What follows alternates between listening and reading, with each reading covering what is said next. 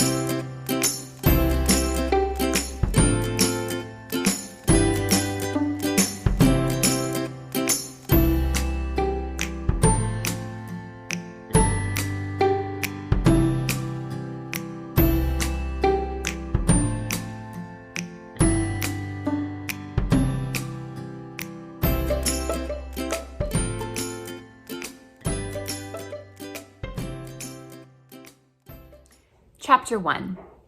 At the very center of the town of 4 Points, there was a shop called the 5th Point.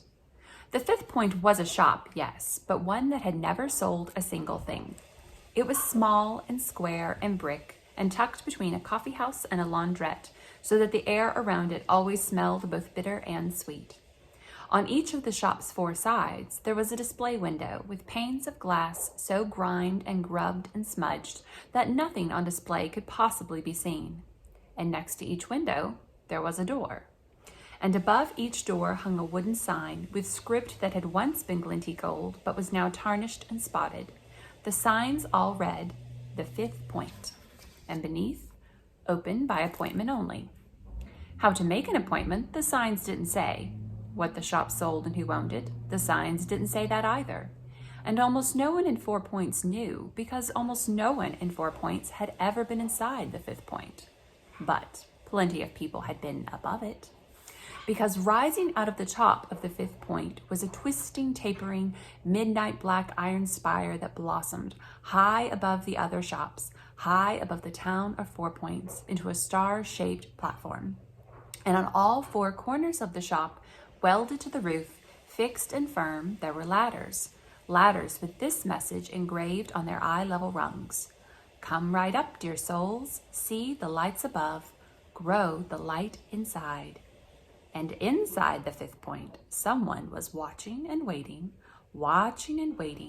always watching and waiting for the right ones to come and see and grow. Chapter 2. If the flyer had not been stuck to the school's front door, Alma Lucas would never have noticed it. She was in a hurry, after all. Alma was in a hurry because it was the end of the school day. The bell had just rung and the halls were filling with students, more and more with every passing second. This was how almost every one of her episodes had happened, in these halls full of students. And more than anything else, Alma did not want to have another episode. She was also distracted, even more so than usual. She was distracted because last night after dinner, she'd had the discussion with her parents. And she'd been turning the words over in her head all day long, over and over and over and over. The discussion had gone like this. "So, Alma," her father said, lacing his fingers together the way he did when he was about to say something serious, "let's check in. It's been 3 months since we moved. It's been more than 2 months since your last episode. How do you think you're acclimating to 4 Points?" Alma, staring at her plate of barely touched pasta, imagined herself in a vast and snow-filled tundra wearing a swimsuit. That was how she was acclimating, like it was negative 1,000,000 degrees and she was dressed for a pool party. But she didn't want to tell her father that. She didn't want to tell him the truth. The truth, she knew, would only lead to more discussions. "Alma," her father said, "are you listening?" "I am," Alma replied, "and I think I'm acclimating really well. The weather's good. That's what I think." She hadn't been smiling before, but she smiled then. It made her face feel strange, like she'd put on a very tight mask. "I'm glad to hear that," her father said. "I'm sure you understand why your mother and I have been worried." "I do," Alma said. "I certainly do. Who wouldn't be worried? But you shouldn't be." Alma's father held up one finger. "We're worried about the notes from your teachers." 2 fingers. "We're worried that you still don't want to leave the house." 3 fingers. "We're worried that you aren't trying to make friends." "I am trying," Alma replied. "I try all the time, all day. I am always, always trying to acclimate." In the past, Alma's father had sometimes gotten a little too intense at this point in the discussion, asking exactly how she was trying and exactly what she planned to do differently. So now Alma's mother took over.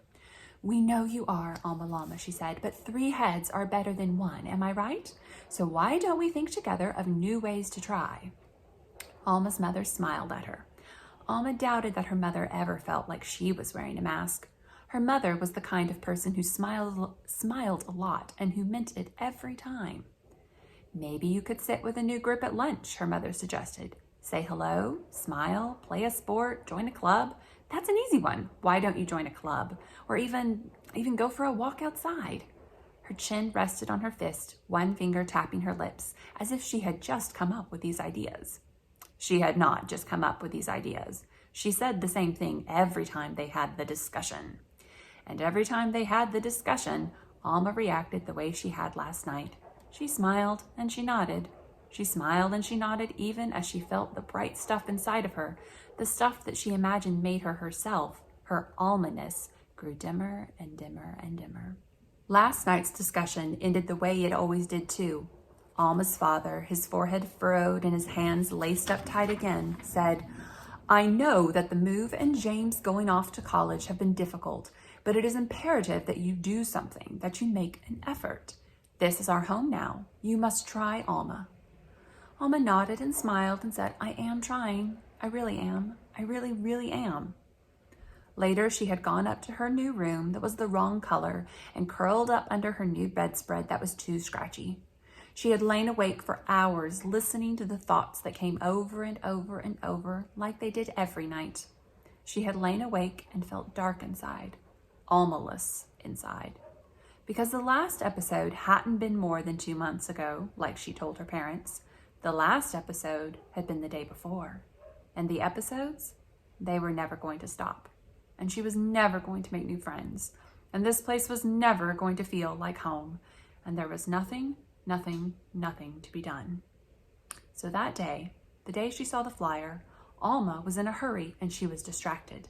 She had leapt up from her seat and raced out of her last class as soon as the bell rang, as she always did. She was running down the hall, as she always did.